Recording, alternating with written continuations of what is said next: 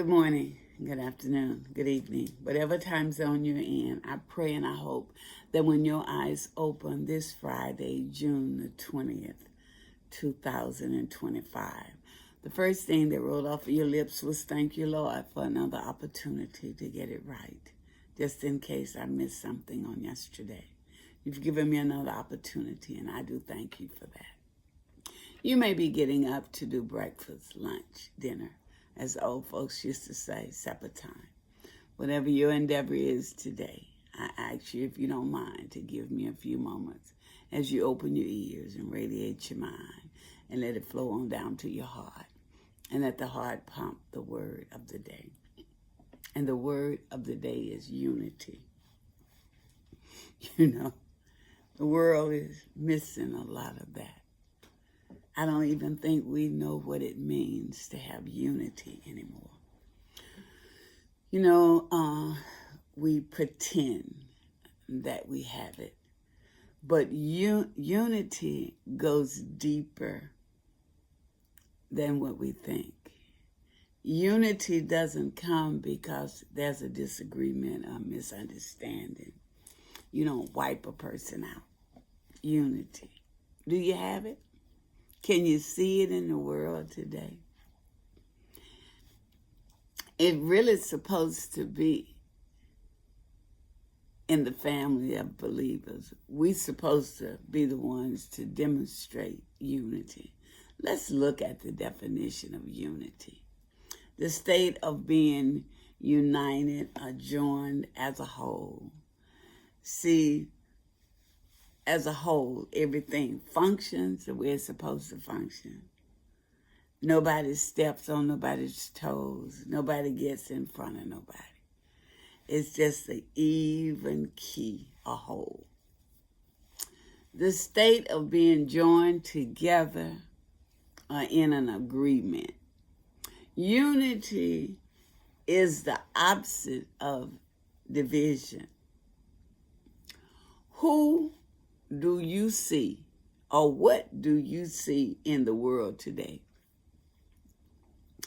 Is there unity in this world today, or is there division in the world today? Think about your homes. Is there unity in your home? Think about on your job. Is there unity on the job? And the main place that unity is supposed to be is in the house of God. Is unity there? We need to take a look at ourselves and ask the Holy Spirit to help us. And you know what? If we do that, if we honestly search ourselves and see where we fail in unity, the Holy Spirit will help us to bring unity back on the face of the earth. You know, 2 Chronicles 7, 13 and 14, if my people that are called by my name would humble themselves, pray and seek my face and turn from their wicked way. See, wickedness is what separates and divides unity. It makes that division come. I think I'm right. And if I think I'm right, you can't change my mind. Let's look at the Bible definition for unity. Referencing to the state of being one, undivided, and in harmony with each other. Have you ever heard a group of people sing and they all in harmony? It's beautiful. Particularly within the body of Christ Jesus. And that may be our problem, because we're not in unity with Christ Jesus. See, a lot of folks don't even believe in Christ Jesus, and they walk in this earth. So if somebody don't believe in Jesus, how are you going to have unity with them? It emphasizes oneness in the believer's life, their purpose, and their love among believers. We get so far even in relationships, and we stop loving like we did in the beginning. Fostered by the Holy Spirit and the shared commitment to God's truth. Once again, here we go. It ain't God's truth. It's my truth. It ain't God's belief. It's what I believe. That's not unity. See, unity starts within here. That's where the Holy Spirit lives. And if you're in unity with the Holy Spirit, you shown up in unity with Jesus Christ. And if you're in unity with Jesus Christ, you shown up in unity with Almighty God. And if you are in unity with the Father, the Son, and the Holy Spirit, you shown up in unity with yourself and with everybody else. The biblical unity is not about the uniformity. You know, I watch the parade on Saturday, and it looked so good because they were all in unity. They was in uniforms. They had the same helmets. They had the same boots. They were all dressed alike, and it looked fantastic. But unity that Jesus Christ's word talks about, it's not about the uniformity of our bodies. It's about the uniformity of our hearts and our minds, compiled of the divine individual being brought together by their shared faith in Christ. Have you ever been around a group of people and they all in harmony with each other? And they all dress, the outfits are totally different. But it's so much unity there. When you look at them, you think you're looking at a military parade. But you're looking at the unity that comes from Almighty God, that's passed down to Jesus Christ, that's passed down to the Holy Spirit, and the Holy Spirit implants it in us. That's that unity that we need. That's that unity that keeps us grounded.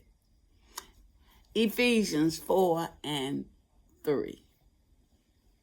Endowed to keep the unity of the Spirit, and that's of the Holy Spirit. Speaking of the unity as it regards to faith in Christ. And if you don't have unity with the Holy Spirit, you sure enough can't have it with Jesus Christ. And what he did on that cross, in the bond of peace. I know we don't have unity because we don't have peace here in the land. Faith in things other than Christ Jesus and what he did on the cross destroys our peace.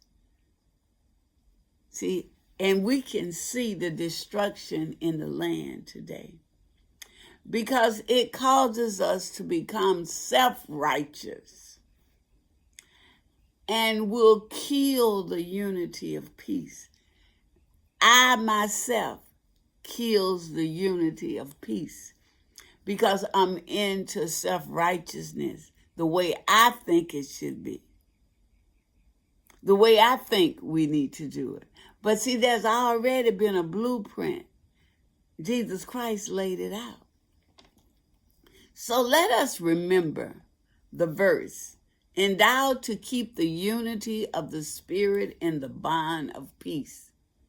We can see unity of peace is lost There's problems on every hand. People are fighting and they don't even know why they are fighting against each other. Do you know why we think? Do you know why we think that we have the power without the energy of the Holy Spirit working in us? And the only person that is able to do that, Almighty God gave that power to Jesus Christ. And Jesus Christ endowed it into the Holy Spirit. And the Holy Spirit is trying its best to work it in our lives. Why won't we stop and let him cause us to have the unity of peace? And it doesn't come from money, from education, from cars, from fame and fortune. It comes from us surrendering our lives and let the Holy Spirit guide us. And then unity of that peace will return upon the land.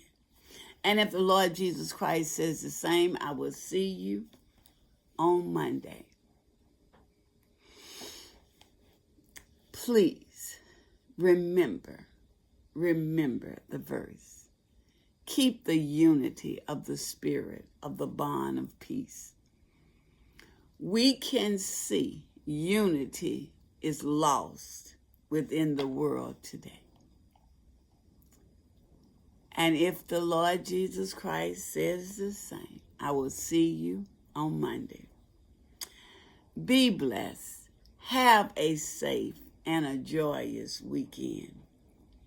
And please, let's ask ourselves, is the Holy Spirit the driving force in my life? If it's not, ask the Holy Spirit this weekend to teach you how to have the unity that brings about the bond of peace. My sisters and my brothers, we need it. We're in some trouble down here because we have moved away from the unity of God to self-righteousness. Let us return back. Bye-bye.